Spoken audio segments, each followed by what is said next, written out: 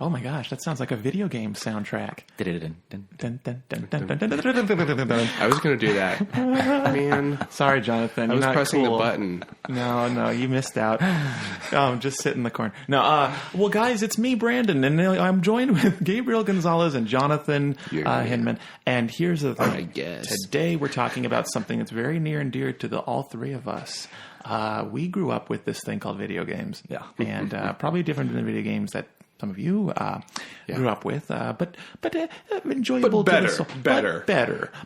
Were video games a big part of? They're not like they used to be. They're not like it. Back in my day, we had a joystick for a button. To sit on. I don't know. But what I mean, how young were you when you started playing video games? When I was when I was 5 or 6, a friend had a Nintendo, and that was my very first exposure to a video game was Mario 1. Nice. On Nintendo. Ooh, that's a great one. And that's the really classic, arguably, possibly, the first. Wait, that actually is the game that came with the system, isn't it? Yeah, it's like everyone would say Pong, but then it's like, is that the one with this is the breakthrough. Is that the one with the duck?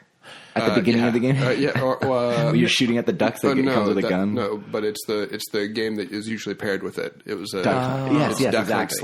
slash Mario. Isn't that strange that they did that? That is so weird. Duck Hunter and Mario. Yeah, I guess they're both very different kinds of games. You're shooting ducks and they both fit in 2 megabytes. And they both was it really? That's how big it was. 2 megabytes. I don't know actually, but it's probably less. Oh my god, that's smaller than my dick. But here's the thing. Wow. I think Mario number 1 is an ageless game. I mean, yes, it looks very, very dated, but in terms of enjoyment, when I was a little kid, that was the only game I knew. When I was 5 years old, that was the only game I played, and I was just obsessed with that thing. And I think that kids today, maybe if you lived until you're 10 or 11 years old, only playing PS4, Xbox, and you're gonna go to that, and it's garbage. But I still think if you just take the time to play some of the older classic ones, and I hate sounding like this. I hate when people say this shit about music and TV and film, but really. Yeah, there's some really awesome stuff from that first console. I wonder. That's a great question. Would a kid from today only used to the new games, if they were to play them first Mario, what would they feel? It is hard because I get a ton of enjoyment from playing Chrono Trigger on Super Nintendo, but I have no interest in trying a different video game from a Super Nintendo or a Nintendo. I have a theory. I think the answer to the question is yes. I think kids would if they just gave them a shot, would like the older video games, because if you look at cell phone games, look at the games that we download, from the App Store. They're quite reverting back to that two-dimensional, side-scrolly kind of very almost less. You can almost do less than what you could have done with the controller with the first Nintendo, and so it's I do think that kids can enjoy the older ones. I think that you just look at them and they kind of come with a stigma of, I can't do as much in that game. When really it's probably going to utilize just as much of your brain, if not more, to accomplish a task in that game as it would a modern one. Interesting. I think that modern games today are definitely very they make us think in different ways. These free roaming, the open map. What do you call it? Open world. Open world. Yeah. Oh my gosh, what a different way of open approaching world. Shit. Yeah. Open world. RPGs for one, or other things, yeah. But I feel like that world, Grand Theft Auto, Red Dead Redemption, these kind of games force us to think in a more real life kind of a setting. You're immersed in this world. These are whereas back then it was more of I felt like games came with a lot more strategy. Even like a side scroller, there was still strategy on how to get from point A to point B most creatively and get the most points. So it's side scroller. Yeah, like Mario's a side-scrolling platform. Side scroll. That just literally means when you just go right. Oh, cool. Okay, you're right. And that's what those were. Oh, sorry. No. That's the thing. But or Star Fox, you can argue is a side scroller. It was front and back, but it really didn't. It wasn't a. I didn't play the Nintendo. I played the one that was on 64. Remember Star Fox 64? I was into the SNES Star Fox, but that was the first one I was into. Yeah. They're virtually the same game. In terms of I thought because I played N64. You played them both? Yeah. And they're both the same game? Well, they're very similar. I mean, obviously the N64 one is a lot more grand in scale and graphics, But you were flying through space in the same way. Always forward, but you were like up and down. It felt three-dimensional. Cool. In the same way that Crash Bandicoot layout. games from platform to platform are essentially this. Actually, I don't know what the new Crash Bandicoots are like. I don't even know if they make them. Yeah, you're right. I don't know. But essentially, it's just you can go one of two directions, front and back. It's like Star Fox. You're just going in one straight stream, and you're just kind of navigating around like the. Yeah, I know there's a term for that. Damn, are people not gonna like? Do you guys?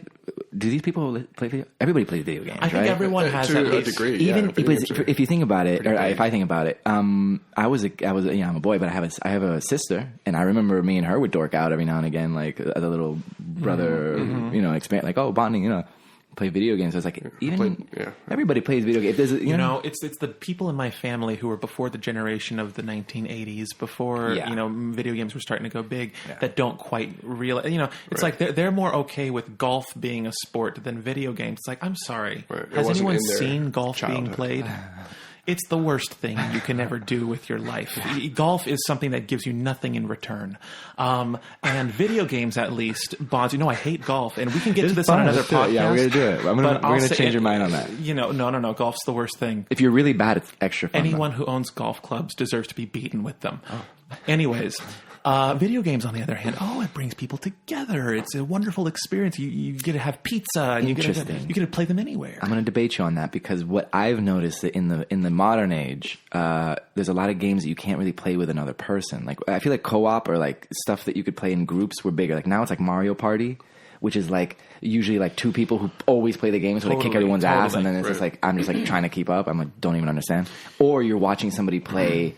GTA. Well, I guess they're doing fewer couch games. They're doing a lot more online. I mean a sport in the sense of then golf only one person can be playing it. I mean sport in the sense that like they're like a guy who goes to a tournament and plays in front of a crowd of people. Like if sport to sport, you're analyzing video games to golf or what's another shitty sport?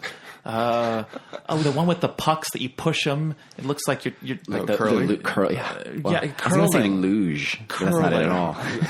Why are video games not in the Olympics yet, but curling still is? Olympics. Great question. Anyways, you think so? No. I was about to say because it's not physical. I think the mind is more important than any element of the body, and video games are a sport of the mind. But we can agree to disagree here. I like watching esports. I don't know what that is, but I like to go to people's houses, and I was the friend in the group that didn't really care if I got a turn playing video games. I love to play them, but I would I enjoy watching people play video games as much as I enjoy playing them. And that's where rarely did I. Yeah, and maybe because I'm just kind of a passive pussy, but I like watching people I like play video games. But I like watching people who are good. If they're good at it. Didn't you ever have that situation where you'd be like, where you'd be going out and somebody would be like, hey, come on over, and then so you show up to the house and it's just like four guys staring at one guy playing a video game. That's boring. That's boring because it's like, do you know that guy? Yeah. I do, or even if I didn't. We all know that guy. Even if I do. No, my question is like, are you walking into like I would be interested in seeing a friend of mine go through a very interesting video game experience. Usually that's not the case though, because usually it's just a basic. It's like I said, like it's like Call of Duty or GTA Online or something. I mean, it's lame to have 5 people over and only one person playing. Yeah, that's the worst. And I feel like other than like Mario Party as an adult. I haven't noticed games that make a community. I mean, I also may be just lacking the experience, but it seems like it's hard to have a great time at a party playing video games. Right. I see what you're like. It could be opposite. Well, we've been to a few parties where there's like one person playing, and you and I are just kind of sitting there looking at each other, like, oh god, what the? Let's go slit something. But I think that let me. Here's the alternative though. If you go over to a friend's house and it's just one other person, just you and a friend. Like for instance, I have a friend who is also. You guys have this friend as well. His name's Ben Fernie. Great actor, great model actor. Actor model. Let's talk shit about him. No. Here it comes. So I used to go over to his place and we would play like horrifying video games like late into the night, just like stuff we wouldn't want to play when we're alone. And I remember I had just as much fun playing, as I did watching him play. Because I think, but I think it's like a genre. you were horror is saying a good horror, genre, right? but I feel like there are times where like switching off and taking turns can be enjoyable. But if it's like, you're right, if it's like 4 or more people, you're in a room and it's like everyone's just, especially if it's not a 4-player game, it's like, at least in a 4-player game, if there's 5 or 6 people, at least, it's not as boring as like a 1-player, Right. with a whole room watching you jack totally. off. If it's going to be one person, it has to be a very interesting experience for them to actually go through. Yeah, like with a mission and a purpose. And a frightening horror. Like that's a fun thing to watch your friend go through. Like, Right. fun to watch that. Have you experienced the virtual reality yet? Oh, yes, we all did at Sky's house. Did you do horror? I think we did a zombie one, but it wasn't necessarily horror. Did. Yeah, we're going to do another episode on virtual reality. Yeah. And, okay, cool. And because that's the future. Yeah. Let's definitely talk about that one day. But horror is a good. Horror is probably at the moment probably the one that's using it the best, because I guess it's just obvious reasons. Like it's just horror, so easy. It's about immersing. Yeah. Oh my god. So what were y'all's first times playing video games, but like first real experiences too? I remember playing, like the moment that you were hooked is different. Like all of my best exposure to anything growing up as a kid was always through my dad. My dad showed me the best movies, video games, like everything that I ended up falling in love with as an adult. My dad kind of, and he never forced me to like it. He just said, "Oh, here's this cool stuff," and some of it I liked and some of it I didn't. But video games were definitely, because he wouldn't just get me a video game and just let me play and walk away. No, my dad was equally, if not more, into the video games. Because you have to understand, my dad had me, I think it was 20. Oh, so he played them with you. He played them with me. Oh, that's if not more than me. Cool. So what he really didn't buy the video game console for me. He bought it for him, and he let me play it. He made that very clear. He's like, I'm letting you play my game. But it was there were nights where I was so fucking eager for him to come home just so we could go upstairs and play something. For Christmas, he opens your presents. I know, right? I know. But that was my first experience. I guess with video games. Yeah. And, is there a specific game? Yes, it was SNES was the game console he got me. SNES is the first Nintendo? It's the one after the first. It's the second console, I believe. Is it the one with a cartridge where you blow? Both of them. Both of them are. But is it the top one? Yeah, you're thinking of the one where you press the thing and it ejects the cartridge and has the 2 purple buttons that slide. Yes. Yeah. Okay. So and the controller looks kind of like a pill with purple buttons and it looks like the 2 rounded things like this. I don't remember. Okay, I think I can remember. Anyways, it's boom, is that it? got one right Jonathan there. has. Check it out. Oh, Jonathan, you have every game console known to mankind. Everyone, Google a picture of SNES right now, just so you feel like you're in this room. We're looking at it, and he has an NES and a Super S. Yeah, they're Super in a box. N. And anyways, so good to know. We have to tear that up one of these days. Another one. But my first console was an SNES, and then later when I was like 10, my dad got me the original Nintendo, and I had a better appreciation for it because it was like, I thought the Nintendo, the original one, was just as good, just different than the SNES. I thought they were both equally fun things to play. Yeah, actually, that's true. Like right now, a PS4 is great, but a PS3 is also really good. Right. They both have good games. One generation back is. We're seeing games of yesterday being revamped with just better graphics, but still the same exact gameplay today because these games still hold up. Crash Bandicoot. I just bought the remastered first 3 games. Oh my! That game was I was very obsessed with a lot of games growing up. I was obsessed with Crash. I was obsessed with Spyro. I was obsessed with Mario, Star Fox. What about those? Goldeneye. Because they were okay. So I think a lot of people enjoy video games with other people, as we talked about. You play it. For me, video games are more of a religious, personal, one-on-one, me and God kind of experience. Whoa. I like staying at home. Well, just as I think religion, and then we're going off topic here, but I'm going to say it. It should be a very personal thing between you and whatever it is you believe in. Not through a congregation or on a stage, through a show of baptism or whatever. No, I think that video games are identical to that. I think video games, yes, you can enjoy them in front of lots of people or with other people or go once a week and enjoy it together. But I think video games, just like a personal connection with a spirit, should be done at home, immersing yourself in the world that creators spent years and years crafting for you to feel like you live in. I really do. When I was a kid, video games, sure, they were fun to play with friends, but no, I really enjoyed them like when I was home alone or when I was up in my room, just really getting into it. No one's bothering me. No one's hacking into the world that I've created, just me and the game. And when the Super Nintendo came out, that was especially true for games that you could become even more immersed in, like the Zelda games. That was the beginning of a different generation. Ocarina of Time, and Majora's Mask. Well, Ocarina of Time, unfortunately, still remains my favorite game of all time. It's a great game. Yeah. I don't think I'll ever get that joy. And it's like I actually like both Ocarina of Time and Majora's Mask equally. I think that I feel like they're one game split in two. It feels like. I really like Majora's Mask. Me too. Actually, I actually might kind of like it a little bit more. Ocarina of Time had such a distinct vibe to it that no other Zelda game has had. Ocarina of Time felt, or no, not Ocarina. Oh shit, that's my mic. God damn it. Ocarina of Time or Majora's Mask has a very distinct, I can't remember a game that made me feel as many emotions as that game did. Yeah, and you put on a mask and you transform into the whole thing, which strikes me as something that appeals to you more than... It's actually... Well, if you think... Wow, I actually genuinely want to play these two games. Have you not played Majora's Mask? Oh, I have. But I just don't remember it like you guys did. Right. Well, Majora's Mask, I think I played like 3 times over. See, I stuck to... I played Majora's Mask, but I stuck to the Zelda one. What I liked about Majora's Mask was that it had a big... Yeah, Ocarina of Time, beautiful game. I mean, if you guys haven't played these, fucking go to the store, and they're cheap now.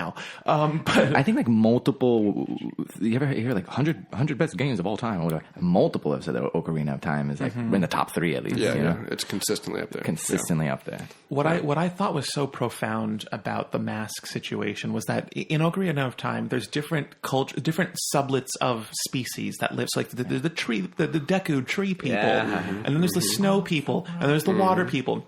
Which you could almost attribute to, or kind of compare, it's parallel to race in a way.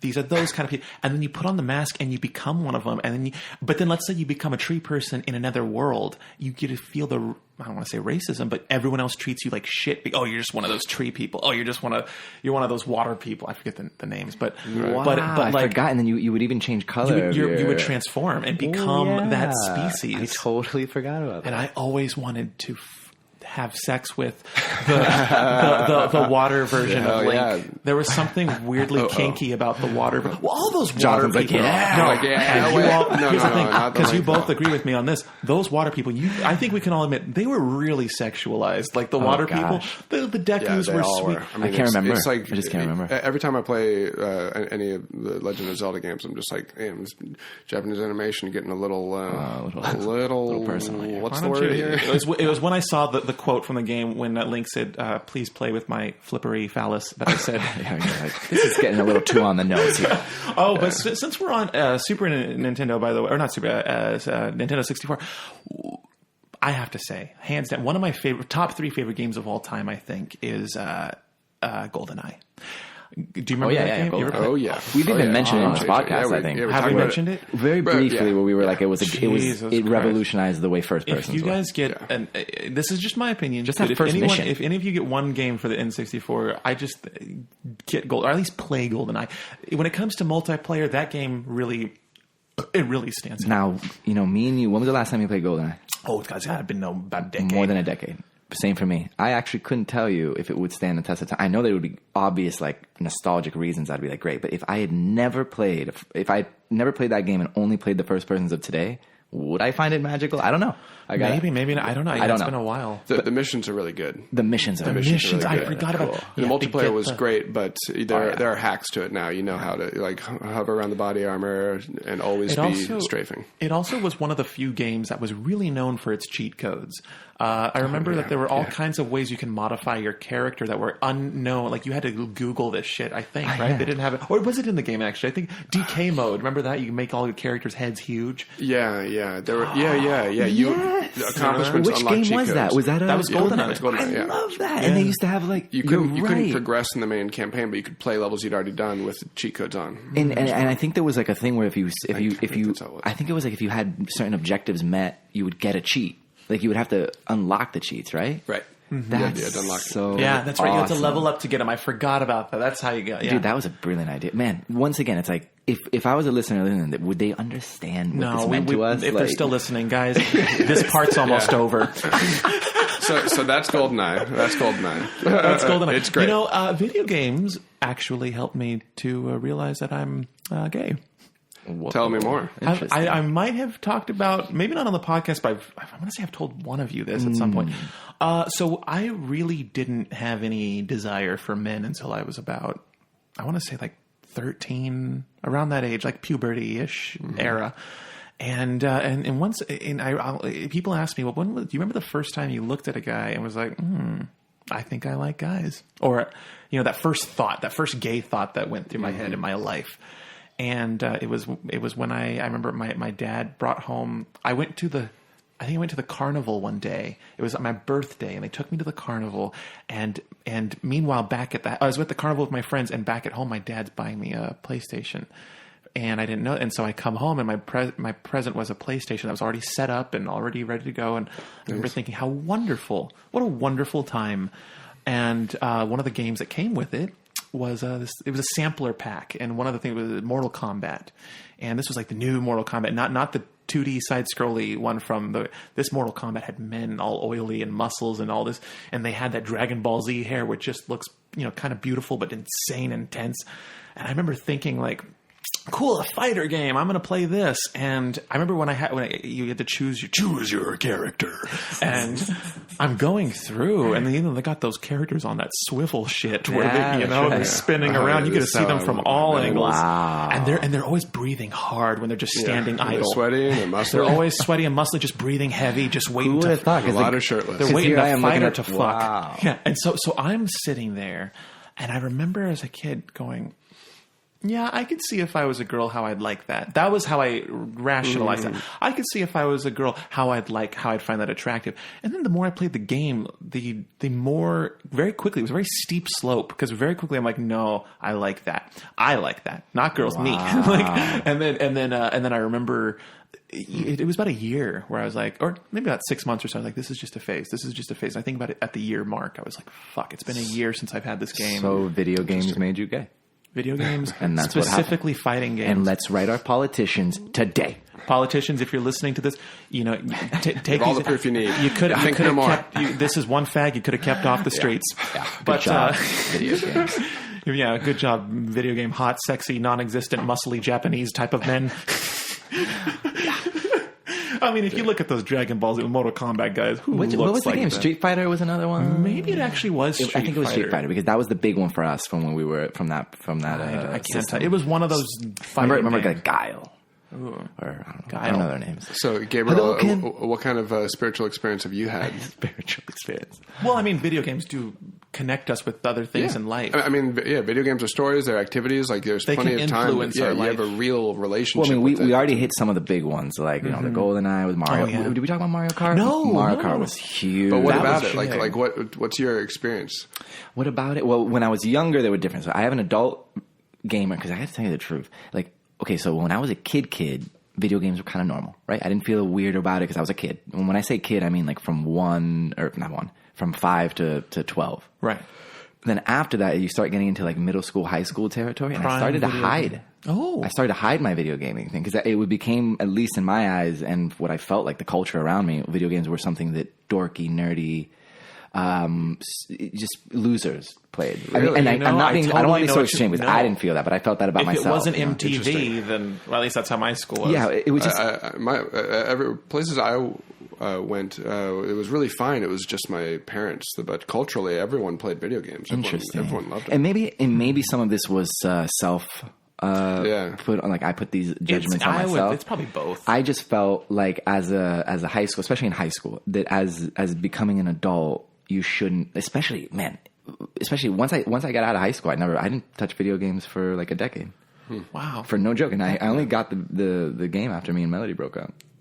Interesting. And so it's been quite a fast. Yeah.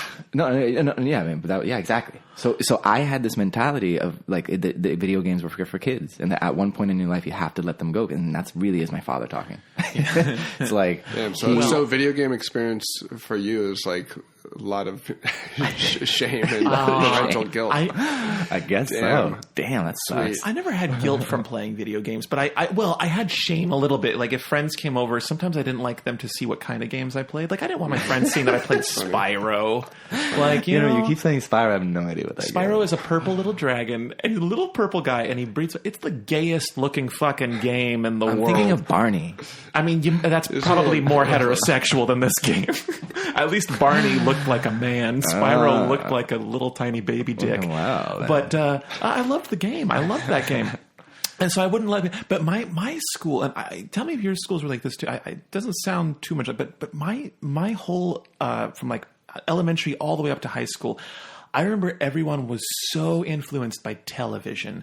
In elementary school, because I know my parents only had basic cable. We didn't have Nickelodeon. We didn't have, so all the kids were very, I couldn't fit in because I couldn't quote Rugrats. I couldn't quote. And then as I got into high school, it was all MTV and a lot of, like Comedy Central and whatnot. And people were just at school quoting this stuff all the time and adopting the lifestyles of it. So video games, they weren't very big at my school either. Now, looking back, it's like every kid plays video games. If you know a guy and he says, I don't play video games ever in my life. I never had a video game era. That kid's a motherfucking liar. He either had a friend that he played or someone had. But I feel like everyone at some point has that phase. And more often than we care to admit, like I still feel like a lot of people think there's some shame to saying that I love to play video games. Well, it's just I feel weirded out. Yeah, like you know how true. like Red Dead Redemption 2 just recently came out. And wonderful game, I've heard. It's fucking awesome. Yeah. And so what ends up happening is it's a type of game that you can very easily spend your whole day playing. I can spend you wake up, eat breakfast, and then if you're let's say you're free all day, you can spend 8 hours playing. Gotta put This reminds me of our episode on cannabis, where it's just it's about your relationship with it. Right. Like you can abuse anything. So what ended up happening with the Red Dead was that I feel that. I feel it, where it's like, whoa. I just spent the whole day playing this game. It makes me feel bad. So then it's like, and what else is going on in my life? Why did I do that? Yeah. And then it's funny because I told you that I got the system after 10 years of, not because I swear to God, in high school, by the end of my 12th grade year, I told myself I'm not going to play video games anymore. And I stopped for 10 years. And then when me and Melody broke up, I bought it because I was like, you know what? Fuck that. Yeah, fuck it. Because I'm lonely now. I got a lot more time on my hands in this house, by myself. So then I got The Witcher 3 and spent a month shamelessly playing it. It was fucking amazing for me. There's no shame in that. We and you had just started making the videos and getting big off. So I wasn't, eventually the law firm was getting less and less, and then we were doing our thing. So I just had a little bit different type of time. Yeah. My time was different now. Yeah. And so, you had a sudden void. So then, for a month I played The Witcher 3, and who knows, what if The Witcher 3 actually made me, got me through the worst part of that, some of the worst parts of that. Interesting. That happens. That happens. It can. In the same way that people people will come up to us and say oh, the videos that they help us get, they help me get through this hard time, or when I'm sad, I watch it. I think video games, if not more, have that effect. Because you not only is it something you get to watch and hear, but you get to control the outcomes of what you're saying. Right. And it all, and that depends on the game and experience too. I've had that experience with Skyrim. Skyrim was a world-altering game for me. Where it was one of the first massive free, right? It was one of the first Yeah. That's not where you can go to the different planets. I might be thinking of a different game. No, but it's a medieval fantasy, RPG. Oh, open this world. is not the same one. But here's. You get to talk to the people, and you have the different responses you can say to them. Yes, and everything's very story driven. So without excluding anyone who hasn't played it, it's very story driven. It's an RPG in the sense you have experience and level up, and you choose different skills to specialize in. But the thing about Skyrim is, it's not like other RPGs where you choose a class and that class does this, and this you're a mage and a mage only does spells, blah blah blah. There are all these skills, and you level up in those skills depending on what you spend your time doing. So all the balance of your character is up to you. And everything about your character's abilities and whole identity, therefore, is just about what you've spent time doing. And it helped make me realize that you can do anything. Right. That all you need to do is practice. Interesting. Because it changed the way I saw that truth. That truth hadn't sunk in as deeply before that game. And do you think you walked out of that room after playing that game and brought it to the rest of your life? I did for sure. That's I was awesome. I was very grateful for that. Because very rarely do I hear that, like in terms of video games, like, because I find that they are very profound feelings. Like when I read a great book or watch a movie that hits me, video games for me, when I'm playing like what we've been talking about, all of those have hit me hard. Yeah, and the way you talk about The Last of Us, Gabe has that's one of his favorite games, and it seems like it's such a powerful story for you. Yeah, just the story can resonate. Right. And the games are getting more and more like that these days. These games you can make choices, like Westworld. You can become the bad guy and live that life, or you could become whatever you want to be. But I wonder, do we make games like the first Mario anymore?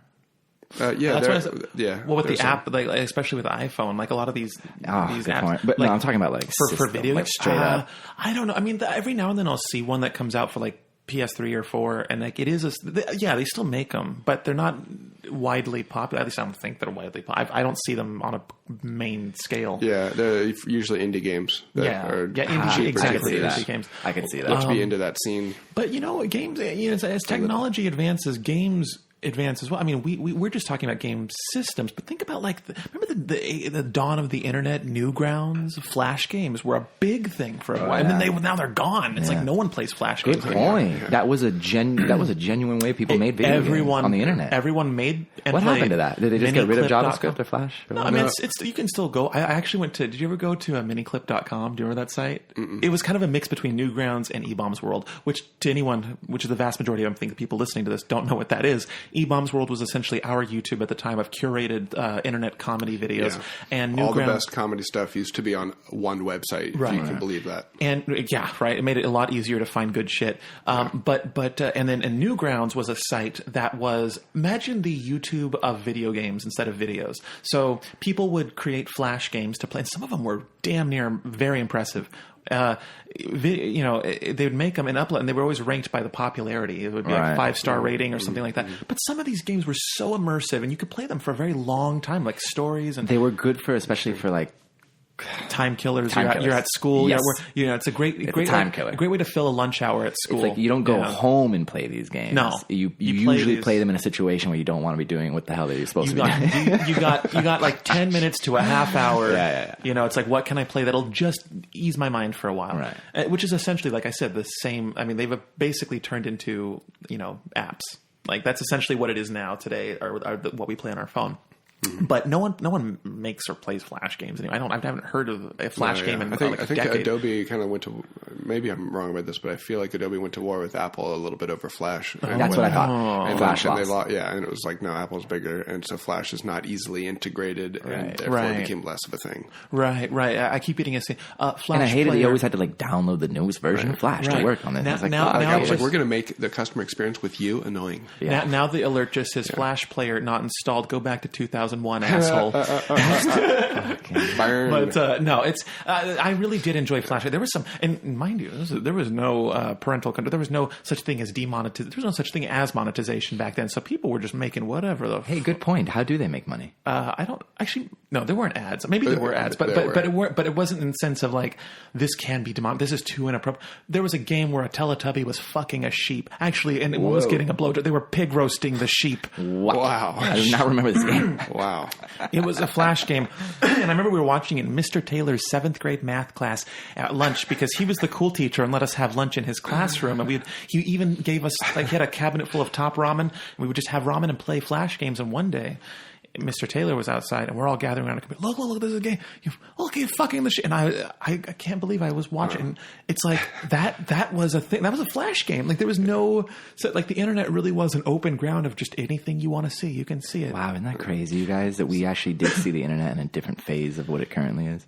Like we were using it before Google, and everyone now who's too young to remember the way YouTube. We remember it. We'll have something. Right. We'll have what it is now to remember. Right. The internet when this is a whole other thing, but just to add one last thing, the internet the way it was when in the era that we're the 2001 era.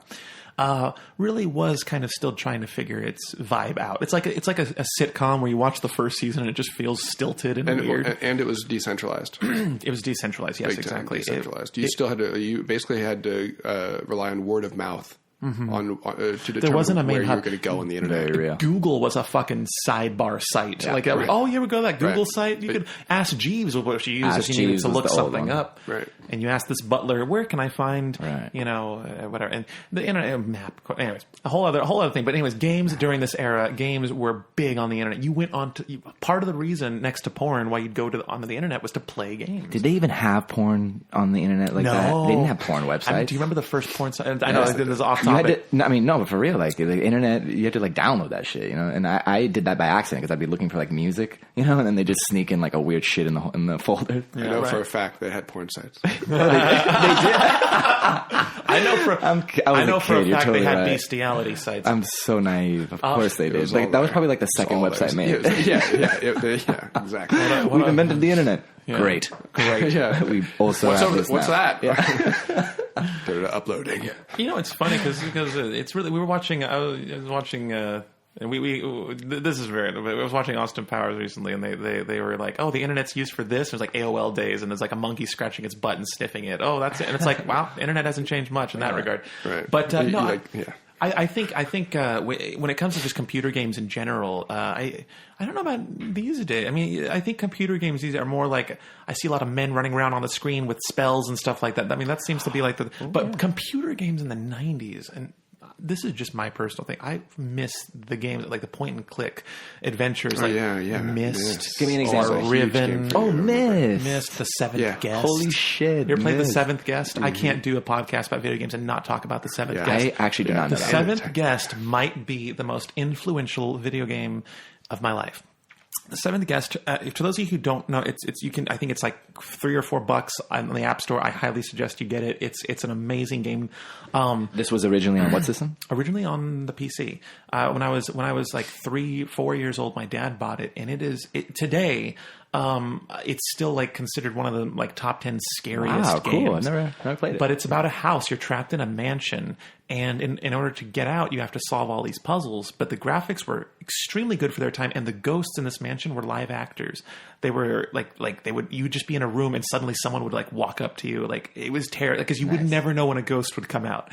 And I just remember the whole concept was good. The opening scene, a girl's walking home from choir practice, and she gets murdered, and like the narrator's like, she'll never make it home, and then the guy comes out and kills her. And you were like 5, and you're like, this is awesome. Yeah, I was terrified of it, but I was weirdly drawn to it because my dad would play the game, and I would just hide behind him, watching him solve the puzzles.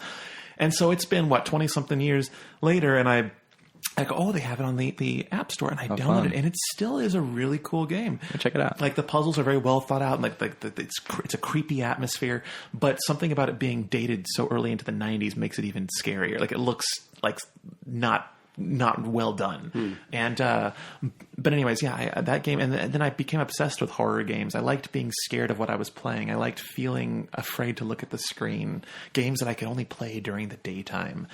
And luckily, I was fortunate enough to have a brother that I grew up with, and so he and I would always play games together. Nice. Yeah, and he and I were both chicken shit. I mean, we were terrified of certain. There were certain games we would only play during the day, and at night we'd have to wait till Dad came home, and so he could play with us. Wow, what a great bonding experience, because it's about the experience that the game provides. It's like you're having this experience where you're horrified by what you're seeing, and it's creeping into your imagination, and you require the real person next to you to deal with that. Right. That's what's insane? Beautiful. I don't know if I've mentioned him on here before. My brother and I have very, very little in common. I mean, we love each other very much, but there's very little that we have in common. We're two very different people. But video games was like our one like. That was where the Venn diagram slightly overlapped with video games, and I always was kind of envious of him as we got older, because he really did take on the primary interest in video games. He became the video game one of the two of us, so he started studying how to make them and how to craft them. And I just remember, like, You went to school for that? He's just a fucking brilliant. He had a laptop, and he just downloaded the cool guy. software and just learned how to. The Wendell and Wayne animation that I did, he did all the CGI because he just taught himself. Sweet. He taught himself how to do CGI. I need a hallway built. Boom. What kind of lighting you want? Color, dim, what kind of, like how glossy you want the marble floor? Like he was Very cool. a genius. And so with video games, he learned how to make them, and he And I always have been secretly jealous of the fact that, like, yes, I enjoy making film, I enjoy making videos, but you bet your ass if I knew how to make video games, I'd be doing that instead. Dude, like, did you ever try as a kid? Wow. I tried.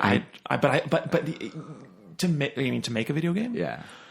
To make a good video game is so fucking complicated. Just to make one of those Nintendo original games is just, it's like testing and trying it again and having other people play No, it. I mean, like, a lot of we were kids. Oh, to like, conceive a video game. All the time. I remember as a kid, me and a buddy, we thought we would do it though. We were like, we're gonna do it. Like in our minds, it was a very real possibility, and we spent like we would write like the whole on a piece of paper, like the whole thing, and draw it. Oh, I can't remember. It was probably like the exact thing of like Ninja Turtles, but we thought it was original. Like we probably took a lot of inspirations, but it was just, I remember thinking of, man, this is a great job, video game industry. You know what? I bet you there are some people in the video game industry that pay lots of money just to get their hands on whatever that idea was, because two kids coming up with an idea passionately about what they would love to play. What company wouldn't want that? They're like, and what else? But did you ever Tacos. have that?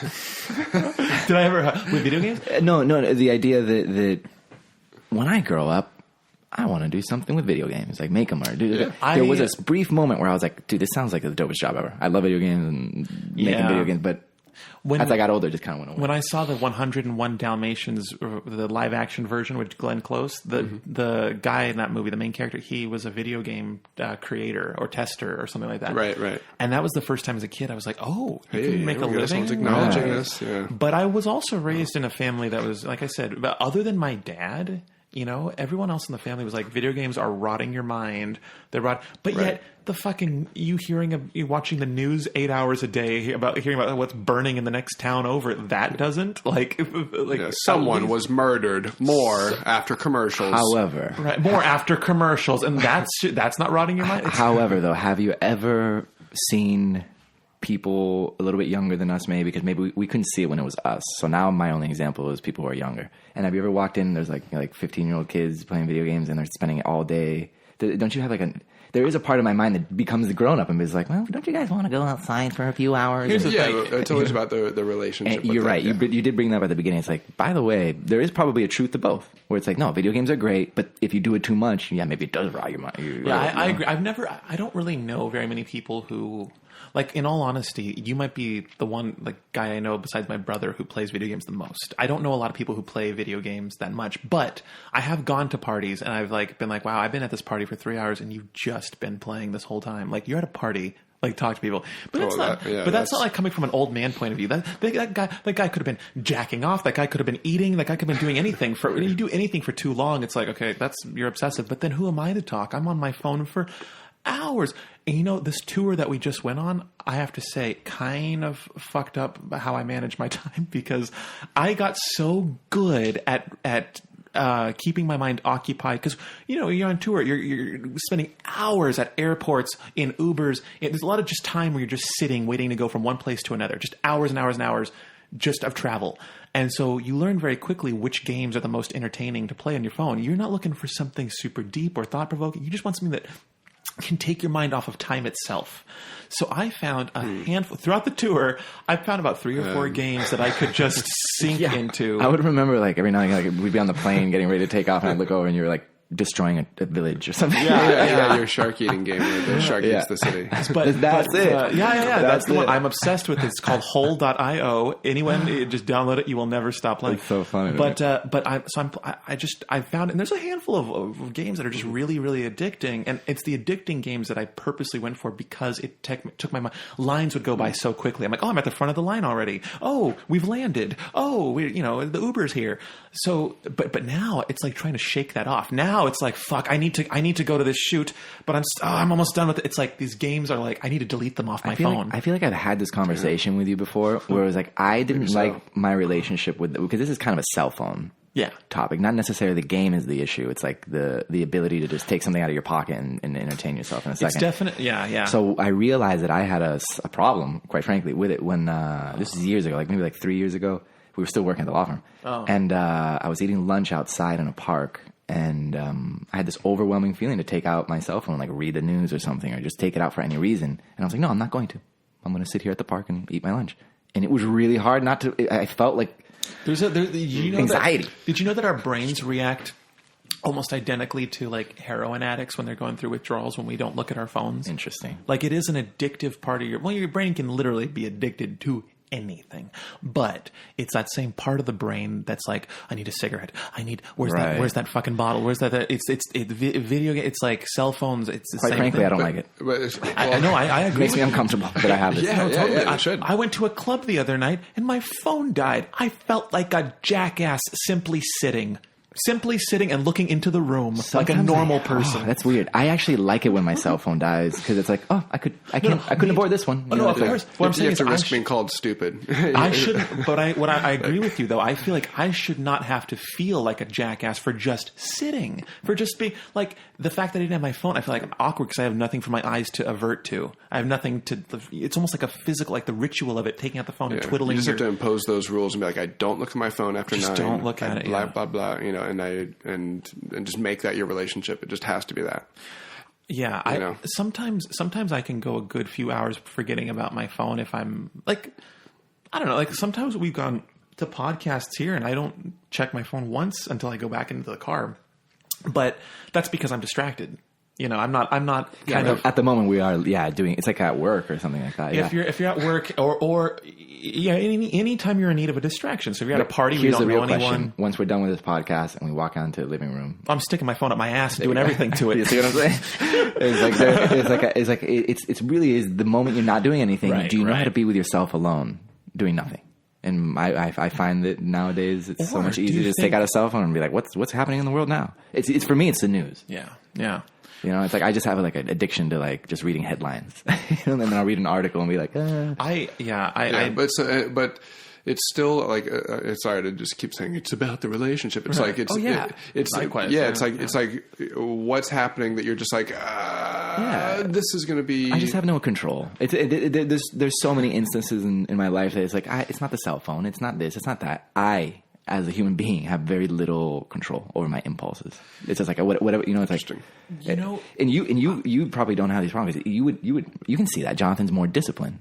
So you probably don't have these type of Jonathan. In the root of him, he's more disciplined. No, so he is. He's the most out of all three of us by far. far. So for him, he can logically say like, well, just control, have a good relationship. Boring. For me, it's like, dude, no, not boring. It's just more in control. Discipline is the choice between what you want now and what you want overall. And I think that video games, when you become addicted to them. I see my justification for not getting addicted to video. Like when I started to back away from them was when I was like, these give me nothing in return. They give me, I mean, you could say you could take a lesson from it or whatever, but you may or may not, depends on the game and the time and season. Tangibly, monetarily, I'm getting nothing out of this transaction of 8 hours where I just gave you all my time. And sometimes it's only, what I was saying is, but nowadays that's all changed. Now it's like, what? People are saying, yeah, you could just play video games and make money and get famous. And I'm like, God damn it. No, I'm going to get back into it. We are living in that day of age. Yeah. I forgot that the real. I mean, it's not about the money, but the real money makers of this internet age are becoming the gamers who stream their live stuff and people are watching and paying. They are becoming. Is that crazy? Or what? One of my resolutions for 2019 is to do something video game related. Something, even if it's just a video. Parodying video games, but the video game market is such a big community on YouTube, and it's also one that I feel like my childhood self resonates with, and it's like, how have we gone this far without doing like something with it? And I really, in 2019, I really want to do something video game related. I think that would be really fun, whether it's whatever platform, whether it's YouTube, whether whatever it is, but. We've hit a lot of we've made fun of a lot of things. We satired a bunch of stuff in our videos, people, places. I feel like video games would be a fun. Video games are something we haven't touched on before. That would be fun too. Yeah. But is there anything else that strikes you on the I've had this profound experience with video games? Because we definitely talked about like how you can be irresponsible with video games and treat them as ways to procrastinate and distract yourself from real things. But any other profound experiences to counter that. Do you know? Because I think computers came out somewhat before the console. But I think it was Nintendo came out first, and then they came out really about the same time. Yeah, there's a little back and forth. Like the Atari was out there, and PCs started to get popular. I for some reason, and I don't know if this is real or not. This might be. I can't tell the timeline, but either Mario the Duck game was my first game ever, or maybe Oregon Trail. It's a very horny time for the Japanese. Is that played still? No. I think. Oh, it's not. I don't think so. I don't think so. Right? And I think that was like in our history class. Like if there was one computer in the class, everybody would look at it. I hated anything history related, even if it was in a video game disguised to make me feel like I was playing a game and not learning. So you didn't like Oregon Trail? No? I didn't play it. I would go to the computer lab. We each got our own computer. We had all right, everyone. Now go to file, go to open. Go to saved game. It's like. Think about what we're saying though. It's like there was a game that we played in class. We did. Yes. I do not think off the top of my head of another game like that. There was another game like that. It was it was made by the same company. It was a sister game, and this one I got into. So I was too stupid at the time to realize that this game was basically the same game in a different setting. It was called Cross Country USA. Did you ever play that game? I might actually. It's exactly the same as fucking Oregon Trail. But it ain't history. But you're a truck driver, and so it teaches you okay, you're running low on gas, you have to get sleep, you have this much money to buy this much food. It was just teaching you like basics, responsibility basics. But because it was in a modern contemporary setting, I was into the game and I could relate to it more. But it was just basically the same thing. And the whole game teaches you how to interface with a computer, like the fact that you click on, which is I think can I just say really quick? You just hit something really. We were the first generation of children being trained to use computers. Because you're right, ultimately, yes, it taught you this, it taught you that, but ultimately what those games were trying to teach us was how to use a computer. Yeah, what class were you in when you went to that? Computer class? Nowadays kids don't have to. Maybe it was too. Kids don't have to learn. Like computer class was a mandatory. That was just like math, science. You took computers for like a year or two in middle school. Mm-hmm. I feel like today, do kids even do that? Like, I feel like as a 5-year-old, you should already know all the essentials about computer computers. Labs. They absolutely do. Because they still need to teach you how to type still. Oh, typing. And basic I never Excel, learned how to type. Words. Like there still needs to be, because what if there's a household that doesn't have a computer, or the kid doesn't know? It's like there needs to be one standard. There needs to be some kind they of... do have it. I never... when they tried teaching us to type through games. I remember there were typing games. Yes, typing games. Hated it's them. like where you're racing. Right. You know what I did out of defiance? I still do. I hunt and peck. But, which is, for those that's just typing with basically like your 2 middle fingers and like a few other. You're basically, but I've gotten so good at hunting and pecking that I can type faster than most people doing it. Just the average person. But I look like an insane person because my hands are going all over the keyboard. But they tried teaching us how to type, and I was so aggravated. I remember it was like a week into it in this game, I just kept losing. And the downside about making something a game is that you have the option to lose at it too. And so if you're losing, you're just not having fun. You're not learning. You're not wanting to learn it. Right. So I told the teacher was like, well, you just got to do it right. Just got to do it right. I'm trying to do it right, Miss Finster, but it does not go. And she's got to do it. You're not doing it right. And then she grabbed my hands, put them like this. I'm like, I feel like I'm massaging someone's ass like this. I can't type my feelings out. And so then I just, out of defiance, just purposely started winning every game out of hunting and pecking. And once I deepened the grooves of that kind of a habit. Yeah, muscle memory, exactly. I got so good at it. And so I'd pass the game. I'd pass the typing test. Yeah, but I did it incorrectly. At all. Yeah. And I would look at her and I'm like, I didn't realize we'd be graded on how we typed, just that we got the words done in under this amount of time. And to this day, I still proudly hunt and peck as a middle finger to that bitch. Yeah, it's like it's. Hope she's fucking dead, Mrs. Finster. Hope she's not the real. I hope she great. fell fingers first into a grinder somewhere. You're not doing it right. You're not doing it right. You're not doing it right. She takes a hit of her fucking Marlboro. Do it correctly. Fuck. Anyways, yeah. So games. You know what? To any game developers out there, if you're a game developer working on a game to educate kids, just really, you got to make it fun, man. Kids are smart. We can see through the shit. We know when we're being taught something, and the minute we know we're being taught something, we're not going to play. But I agree. But I have to say the cross country. Did you any of you ever play the God? What the fuck was it called? What the fuck was it called? It was you're on an island. You get sucked into a dummy, a doll. A doll eats you, and then you go to an island. Fuck! It's on the tip of my tongue. I was like the Imaginarium of Dr. Parnassus, but that's a movie, I think. Yeah, it is. But it's something similar. It's a similar name. It's Dr. Quandary. The something of Dr. Quandary. That's the name of it. But I remember we played it for like 3 consecutive years. You're in school? In school. It was an educational game, but it truly didn't feel like an educational game. Then I might have. Who knows? It was just another one where you're trapped on an island. You have to solve magical puzzles to get out. Cool. But see, I was too stupid to realize I was being taught. I'm like, I got to get off this island. How do I go back to the carnival? And I just couldn't do it. But yeah, educational. Do you ever play Trogger? No. Fuck Trogger. How am I the one? Trogger. Because we played dope games like StarCraft. Well, no, that's school. It was a school game. They made us play it at school. That's actually the school was the first. I remember that one of the schools that I went to was the first time they had like computer labs because that wasn't a big thing when we were kids. Like, quite frankly, computers were in better schools usually at first, and then as time went on, then every school had a computer. But then some schools were starting to develop computer labs where it was like now there's 10 computers in the school, and it was like it was like a selling point. It was like our school has a state of the art. Yeah, it has computers. Computer lab. So please also donate to us. And that was the first time I ever experienced like multiplayer computer connected. Like I don't know what they're called, LAN. Yes. And where they connect. Yeah, and it was cool. In StarCraft, it was the one where it was like a bunch of people. And it was at first I saw them playing it, and I was like, interesting. There's all these kids after school are playing video games, but I had no idea they were connected. And when I realized that, I was like, this is dope. And then I went. And it was so fun to multiplayer with people in front of you. Like that was my first experience. You have an audience.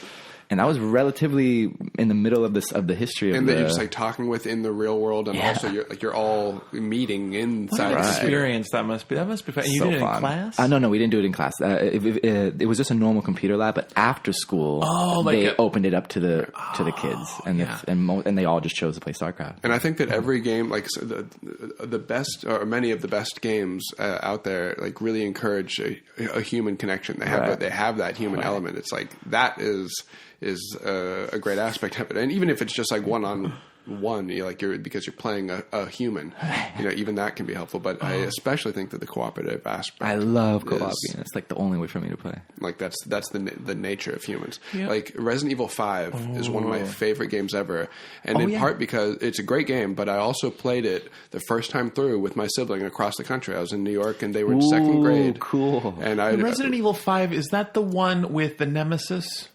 They kind of all have a nemesis. Is that the one? Is that the one that was kind of different and it was multiplayer-y? Yes, and it was really built on the co-op aspect of it. Yes, I played. I didn't have anyone to play it with. I hated that game. I hate it because if you play the single player of it wasn't that impressive compared to the 1 through 4. Yeah, because I had just and the fourth one has an amazing first player. That's what I was. The fourth one is incredible.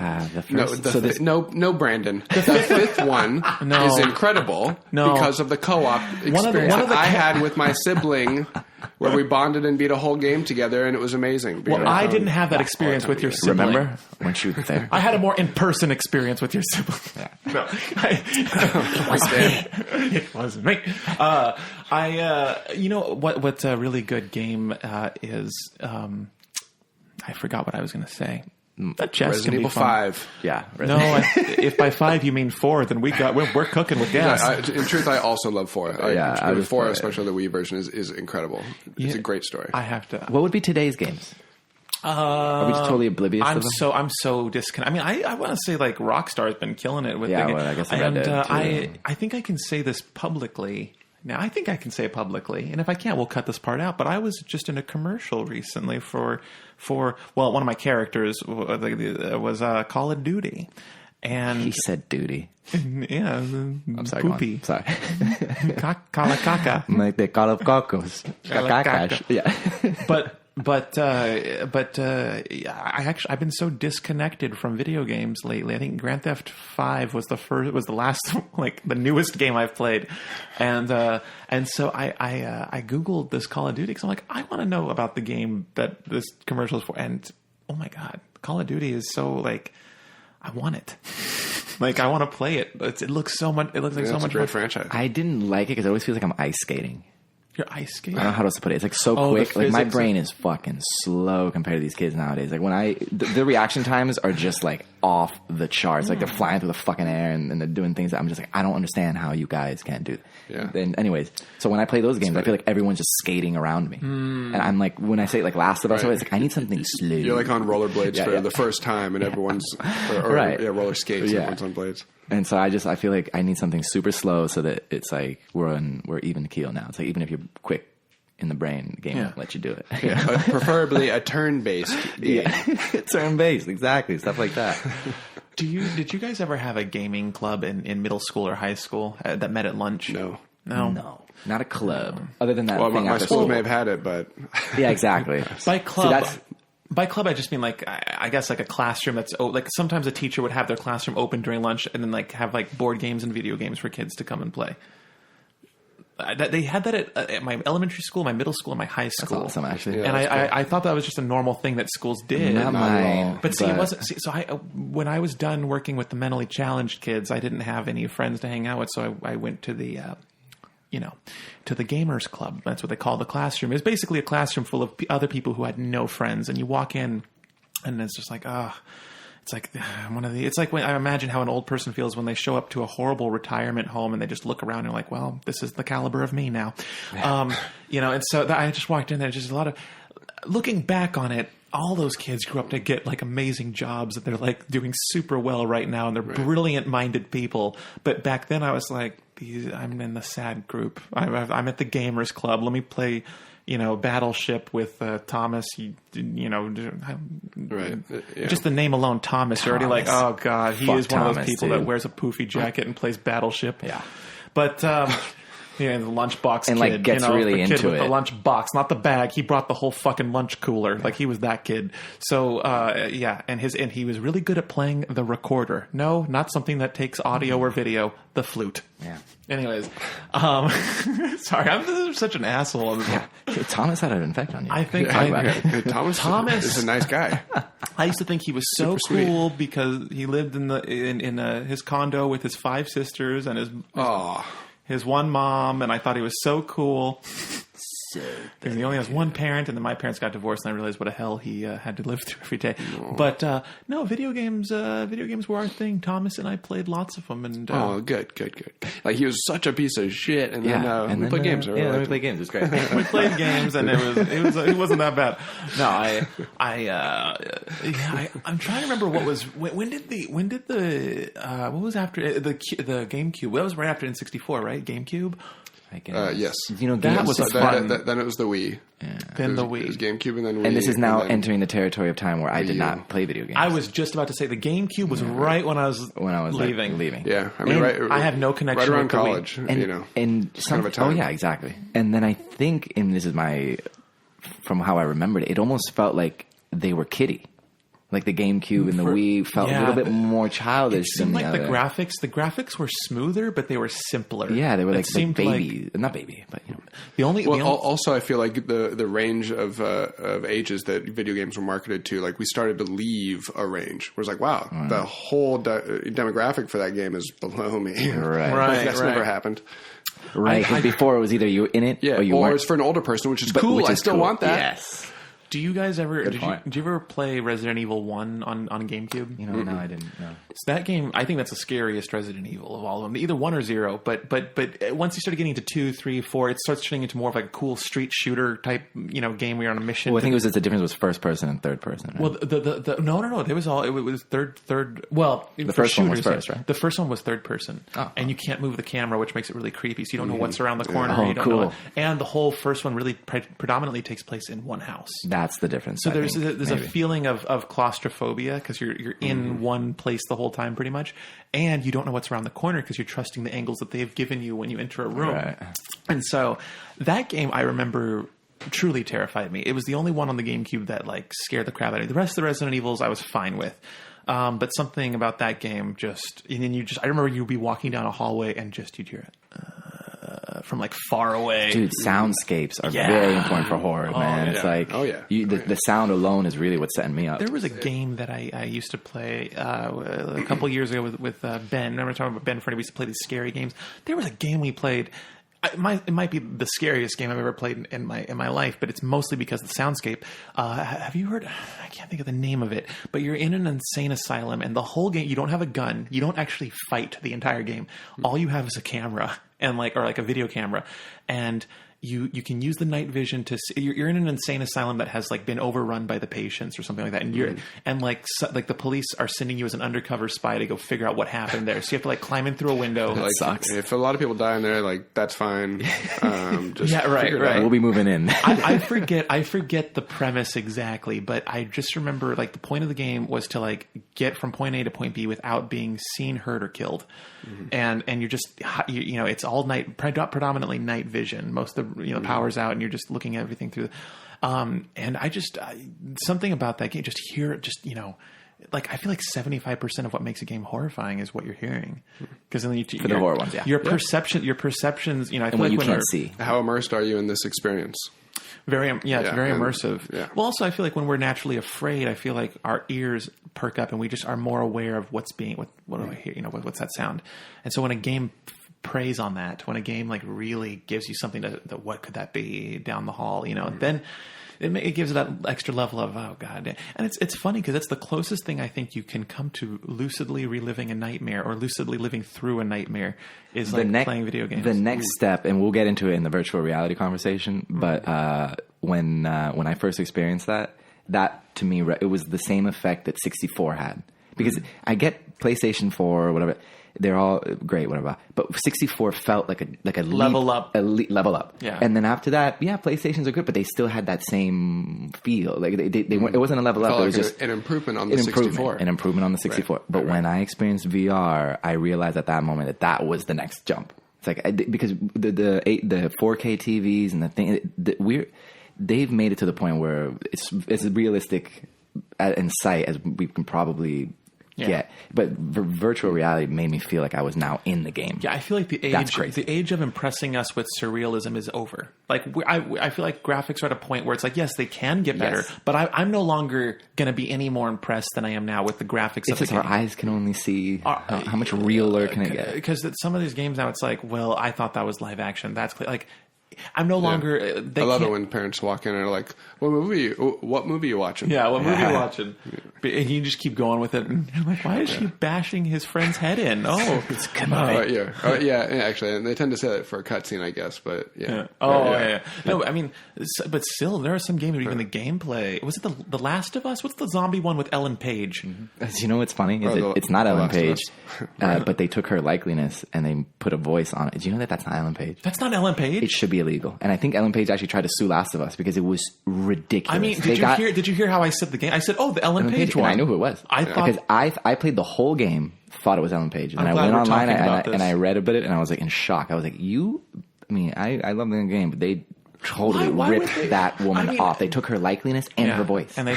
They found an actress that sounded that should be illegal. Well, we don't know how the court case on that went. We don't know what they found. We don't know. Maybe they did get fined. Fuck. Yeah, I don't know. Well, damn. I mean, if I was in a video game and didn't make a cent off of it, if I was in the video game, my face and voice, ish, were in it, so to speak, then I would be, and I didn't. Yeah, I'd be kind of. But what were you going to say about it? What were you going to say about it? The graphics are insane. Yeah. I mean, it's one of the video games, one of the few ones where I'm just blown away at the surrealism of everything. Even the gameplay looks fairly live action. Yeah. It is a beautiful game. Beautiful game for such and that actually reminds me of when you're talking about movies, where it's just that it's a horrible game, or a horrible situation. It's a zombie apocalypse trying to get this person from point A to point B safely, but it's absolutely beautiful. Oh gosh, talking about this makes me. I want to go grass. out. Yeah, just the nature, because a lot of foliage, much foliage in this video game. There's lighting, so much background light coming through the trees, and all just little touches like that. I didn't know, but shadows have a lot to do with the new realism that they're developing in these games, how they, how a shadow falls on something. Just in how light reacts to surfaces. Our brains can see in the real world. So when we watch a video game, you can tell it's a video game. But like Red Dead Redemption 2, for example. Like that game is off the chart. You have to see it, man. The No, weather systems Logan's and stuff. been playing it. Oh yeah, you've seen it. The beautiful. There's something happening in this game. We're like, holy fuck, dude, you guys did something different. But yeah, it didn't hit me like Ocarina of Time and stuff like that. You know, it's still like. It was a great, beautiful game, but it's like I wonder sometimes too, like, have I reached the limit other than VR? Because VR really did give me that thing. But I think there's room for improvement. We'll see it and we'll be like, wow, I didn't really think. It's just that we're not imagining it. We're not. It's like kind of a new color. What made N64 the Ocarina of Time so impressive for me as well? I think it's that it wasn't just a new form of gameplay; it was a new form of graphics. There was two levels. It was like, it's an open world that I can walk around in. It was an open world, yeah. And B, because it's open world, nothing's two-dimensional anymore. So everything has a nice graphic. And you feel like that blew me away, because I'm like, this is nothing like these side scrollers. This is like, I could walk anywhere I want. I could, go up to anything. There's a game called Braid that I'm about to spoil for some people, but that's okay because it's in the past. Oh. It's a side-scrolling platformer, and its whole look is this kind of glowing like watercolor, and it exists in memory. It's you go through memories of this guy's relationship with his girlfriend, and it's memories of like things that went wrong, and she's with a new guy, and you're going off to try and save her, and you're trying to improve yourself, and every time you ever make a mistake, you're trying to undo the mistakes that you've made and not exist in the future with those consequences. Wow. And the way that the colors go back and forth, it like forces you to mix your own memories with this. It's just the look of it blends you and your memory with it, and you like go through this whole story trying to undo all your mistakes and like apologize, but without having to apologize, just not making them. This and is at the called end, Braid. And at the end of every level, it's like, I'm sorry, your princess is in another castle. And that just always gave me chills and would put me like. That's a profound thing to say. Yeah, and then at the end, you see the last level is the knight is holding her, and he runs off with her, and you bust a move trying to chase him and catch up with him. And when you finally get there, you realize you're the Black Knight, and he's the White Knight, and he's saving her from you. Wow! And you We're just not need to always change. The hero. And you just need to change. You just need to change. That's the moral. Yeah. And then, true. And then you're like, am I an asshole? After you beat that game, you're like, yeah. No, it actually, and on the note of like profound experiences, it made me realize that both through look and the sound was so beautiful, and obviously just a great story, but like literally the watercolor, it put me together, and it was just like, that it was an experience I let in, and it was like, Is it available for iOS? Yeah, you can play it on Mac. I'm going to get this. That goes back to what we were saying about life. Video games affecting even just the way we look at life. Yeah.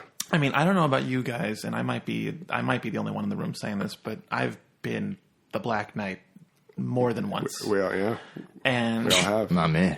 What do you mean by that? And I've been the one that when they leave me and date someone else relatively soon, that person is usually so much better for them. Right. That person's their White Knight. That person's the one who good for them. It's really like they're the boyfriend I should have really been. Like not a level of quality, but like that person is so much more right for the person that just broke up with me. And not that you need to hate yourself for that or something, and you need to forgive yourself and move on and just be a better person. But it might be a slap in the face, like whoa, like maybe it wasn't all their fault. Maybe I did. Hopefully you were both each other's Black Knight. How do I put it? Like usually it's like both people should have that truth. Not to say that the other is always the perfect one, of course, but it is like part of the experience too to realize, wow, maybe I was the asshole. I've been the asshole. It makes you asshole. think that way because I feel like a lot of people fail to see that, but it's interesting. You play a video game, it almost forces you to be like, you thought you were the hero. And just like a good movie, like you forget you're watching a good movie, you're just in the story, like, oh my God.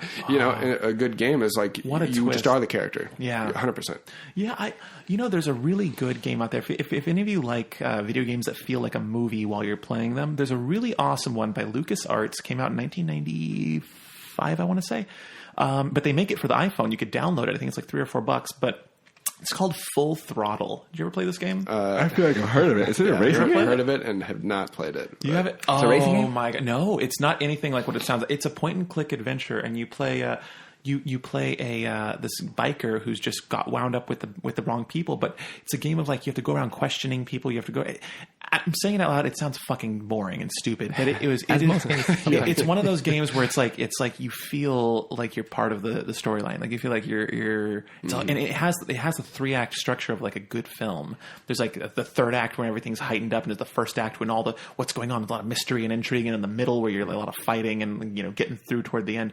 But that was a great game. It was also a PC game. LucasArts came out with a lot of really good point-and-click adventures. There was The Dig. You ever play The Dig?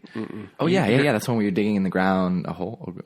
Or is that Dig It? Oh, that's something like Digger. Dig Dug? Dig Dug, that's right. Dig Dug. The Dig terrified me because you're basically... the game. Pokemon? The game, I remember I just saw a picture of it I saw it at the store. I knew nothing about it. I asked my dad, I want to buy that, just buy the cover. So he bought it. I know nothing about this game. You're on an asteroid. You're one of 3 astronauts sent to an asteroid to stop it from hitting Earth. But you find out that the asteroid's hollow, and on the inside of it, there's like a ancient switch, and you switch it, and then you get out of the asteroid. You and your team are somewhere else in the universe, and the asteroid has taken them somewhere, and then you're on some other planet. You can breathe the air, and you get out, and your one of your crew member dies, and so you have to like find. It's just insane that you're on a planet, but it was very immersive, especially for a '90s game. The Dig, I suggest you watch a gameplay of it or something, but it was a really fun game, and it was. I just can't think of the PC games were such a big part of my childhood. I haven't personally been immersed in a world as much as I was in those games back, like today. I haven't found a game that can grip me like that. Yeah, we got to find you some horror point and clickers. Guys, in the comments, please. I'm being serious. This is something I've been really hungry Y'all for. Probably know better than us. Yeah, I don't know where to look. It's like, what do you? Because I've tried looking on the App Store of just like good point and click horror or point and and they exist. The closest one that I found recently, it's a Flash game, believe it or not, but it's a very good one. It's a very kind of grips you. It's called The Crimson Room. You ever play that game, The Crimson Room? I think there are a lot of like games, like sort of puzzle games and like escape rooms. That's kind of what you need, is like an escape room video game. Kind of. Crimson Room. Crimson Room was it wasn't an escape. It was. If any, I suggest people just Google it and play it. It takes like a half hour to just goggle it. But oh my god, that game! It's like you're in a room suddenly, and you have to get out of the room, and it's like you have to do a certain. It's an escape the room game. But Nancy Drew, but not Nan. What am I talking I never about? played the Nancy Drew like games, but they kind of Boxcar Children. Yeah, fuck those. I hated that saga so much. I've always wanted to do a book burning of the Boxcar Children, and Laura Ingalls Wilder while I'm at it. But sorry, I've been talking a lot about what I don't like. But we do like horror point and click. Oh my god! I think that games. Well, maybe not necessarily escape room games, but there's something. What I like about escape room games, I don't think it's necessarily escaping that I'm drawn to. I like having to think to obtain an objective, preferably through the guise of fear. Like I like fear being an element of a game, but I also like a game where I have to think under being afraid. Like that to me, like the Seventh Guest, puzzles in a haunted house. Like I just love that genre. So yeah, if you guys know of anything that you think I might or any of us might enjoy here based off of the games we said that we've loved in the past, please leave in the comments, because I'm looking for some good games. I like it. What do you guys think? VR is probably going to be a big thing in the future. What do you? Where else do you see video games going from where they are now? Like the evolution of video games, or maybe how video games might affect you as you get older. Well, I can't really speak to what the industry is definitely going to do, but I can say that for my own gaming preferences, I prefer things that are less geared towards just addiction. Like when I see an ad for a game that's like, you won't be able to stop playing this like strategy game, but just like and you kind of see like there's the visual, like it's like 1,000 little shooters and 1,000 shooters, and they kill each other in waves, and it's like supposed to be stimulating to watch a bunch of people die, and it's weird. So, but the point is that I want less. I've addictiveness. seen this game. Yeah, it's like, and I want less like wow, that looks like the way a slot machine is supposed to make me feel. Right. I don't want that. I prefer things like Last of Us that are definitely more story driven, and things that that allow you to have a relationship with real worldly truths. Like I want the morals that can translate into your own life. I want that narrative. I I want the meaning. I definitely think that microtransactions are going to become part of like the business. Microtransactions. Oh, sorry, we probably should have. I just like jumped in a whole new idea. But just the idea that like Right. you pay for you buy a game and then there's like buy everything in-game inside. purchases. Yeah. Oh, That's like fucking- gold and shit like that. Like, it cost me 3 rupees to. Right. But I would if you pay transfer more 3 initially. rupees into my account, I'll suck. or right. Or like you spend $5 and get a new outfit for your character. It's like, Oh, why I did see I do what that? you're saying. Okay, Why did I do that? that's a good example too. Right. So- but I would like less of that, and I would pay more up front to just have a big game that I can like spend time in and learn something from and like have a healthy relationship with. Yeah. That's what I want. Yeah, I agree with you 100%. I also miss having. It's been a good long time since I've had a healthy relationship with a video game. A video game that and my definition of a healthy relationship with a video game is one that makes you think differently, one that in a positive way, yeah. a positive way, one that makes you analyze decision making in a more broad, like broadens your decision making, right? We should. I mean, video games are pleasurable and all, but I think if there's one thing you can take from it, it should at least be something mentally, like something that you can apply into your real life. It should have value for you. Some form of value in terms of whether it's philosophical or ethical or something, but it is cool to take the same thing with movies. Right. Like if I'm really into a movie, I will take the moral from it, or I will take certain elements into real life with me that I like. Video games are kind of like that. And I definitely hope, can be. Yeah.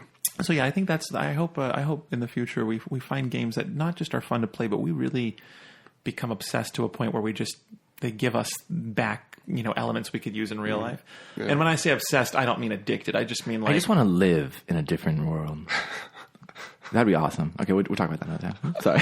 It's like the least healthy thing to say. Because I have a feeling it's coming, dude. In like 20 years from now, there's going to be legit people who live in a game. Right. You're like, Fucking so 100%. if I put like $20,000 down, I can spend the rest of my 30 years of life in a game. It's like, yep, get in now. And our generation will totally jump on that boat because we've already been adjusted to games. I'd be too scared of living in a video game world. I'm afraid that in the real world, someone put a pee-pee in my mouth or something. I don't think it gets and I wouldn't be able to wake up. I just take off the goggles, which is just the goggles, and oh my god! It's like, there's no reason you couldn't have felt that before, but somehow it's seeing it. Like I thought I was sucking a different dick. I thought I was getting a life. Oh. Anyways, well, guys, this has been such a fun. Now I'm hankering to play some video games. I swear to God, I was thinking Ocarina of Time. I was like, we got Goldeneye. Let's do it. I got a PS4 at home. I'm gonna get the. I even have Red Dead Redemption at my place, and I think you won't see me for a month. Cool. No, really, this is a fun topic. And when you said that game was called Braid, Adeaid. Correct. Yes. I'm telling you, this podcast, whether you were super into it or you were like, what the fuck are they talking about? Because I feel like video games are such a... You're either into them or you're... Yeah, it's a hit or a miss. You really do meet people who are like, video games, fuck that. And then other people who are like, that's my life. So. I think we are a little... Or like that's how I understand story. Like I understand story with problem solving. Like being able to solve problems to move the story along helps me enjoy the story more. Right. And those kinds of people. Yeah. There are certain elements of some episodes of this podcast where we bring diverse points of view from. We had no diversity. This one, I apologize because some of these episodes were just all kind of be biased in the same. Yeah, all three of us grew up. We with almost video played games. the same list of games too. There was very few games I had I never heard that one. Yeah, it's funny how video games really define a generation of men. Boys to men. Like our generation is defined by the games we had. I'm sure people 10 years younger or even younger. Their generations going to be defined by the games that they had. My siblings are also in part defined by that. It's funny because you just they play games. And before video games were around, there was one less thing for people to be defined by. It's like, what in the future will people start being defined by? Oh, that was the blank of my generation. That was the bleh. Like. There's going to be so the many horseshoes. The horseshoes. Those are coming back. Augmented reality, all these things. We'll talk about it another day. We're talking about when we get into the VR, augmented reality, all that stuff. That's gonna be a great conversation. Oh, it's but that's because that's what we're talking about. Right. What's the future gonna look like? It's that. It's that. Yes. You're gonna wear some duct tape over your mouth. And you're gonna put on glasses, and it's gonna change the world in front of you. It's gonna be like I'm walking on a pink street with a unicorn walking in front of me. All right. As soon as this is done, we're slapping Brandon in VR and we're getting to work. Let's do it. Well, guys, thank you so much. I had a blast as usual here. Guys, if you're listening to this, you got nothing to fill your rainy day. I'm assuming it's raining this time of year. I hope it is. You got to be playing video games. You got to play them. Yeah. Nothing worth doing outside. Don't catch something because it's cold. The blinds. And do it with your sister. Do it with your brother. Oh, wait, no, that might be a bad idea. Well, that just sounds... Oh, yeah. Well, that just sounded wrong. Do it with your mom. Do it with your dog. You know what else I should do it with, Gabe? All right, guys. Well, thank you very much. And I hope everyone has a wonderful time, whatever time of year this is released. All right. Did it. Bye-bye.